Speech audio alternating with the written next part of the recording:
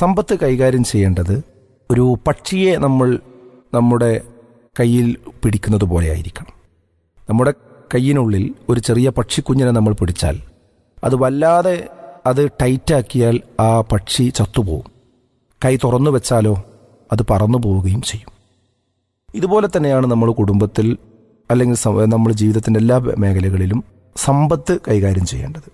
അത് പിശുക്കി പിടിക്കാനും പാടില്ല, അത് വല്ലാതെ ദൂർത്തടിക്കുവാനും പാടില്ല.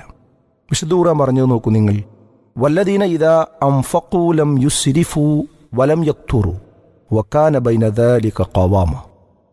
വിശ്വാസികളെക്കുറിച്ച് പറയാം, അവർ ചിലവഴിക്കുമ്പോൾ ഒരിക്കലും ലം സിരിഫു അവർ ഒരിക്കലും ധൂർത്ത് കാണിക്കില്ല, വലം യഖ്തുറൂ അവർ പിടിച്ചു വെക്കുകയുമില്ല, വകാന ബൈന ദാലിക ഖവാമ അവരതിൻ്റെ രണ്ടിൻ്റെയും മധ്യമമായ ഒരു നിലയിലായിരിക്കും സമ്പത്ത് വിനിമയം ചെയ്യുക, കൈകാര്യം ചെയ്യുക എന്നതാണ്. അപ്പോൾ വിശ്വാസികളുടെ ഒരു രീതി ഇങ്ങനെ ആയിരിക്കണം. ഒരിക്കലും തന്നെ ദൂർത്ത് കാണിക്കുവാനോ പിശുക്കി പിടിക്കുവാനോ പാടില്ല. അതാണ് സമ്പത്ത് വീട്ടിലായിരുന്നാലും കുടുംബത്തിൻ്റെ ബഡ്ജറ്റിൻ്റെ കാര്യത്തിലായിരുന്നാലും പാലിക്കേണ്ട ഒരു പ്രധാനപ്പെട്ട ആശയം. അത് തന്നെയാണ് ഇതിൻ്റെ പ്രായോഗികതയും.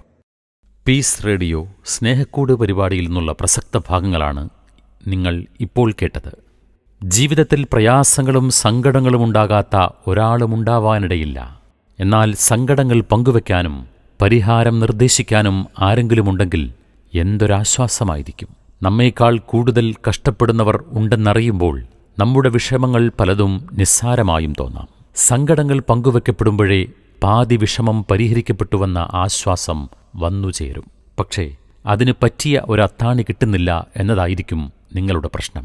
വിഷമിക്കേണ്ട, പീസ് റേഡിയോ നിങ്ങൾക്കൊപ്പമുണ്ട്. ഗൂഗിൾ പ്ലേ സ്റ്റോറിൽ നിന്നും പീസ് റേഡിയോ ആപ്പ് ഡൗൺലോഡ് ചെയ്യൂ. ഫീഡ്ബാക്ക് ഓപ്ഷൻ വഴി കമന്റ് ചെയ്യൂ.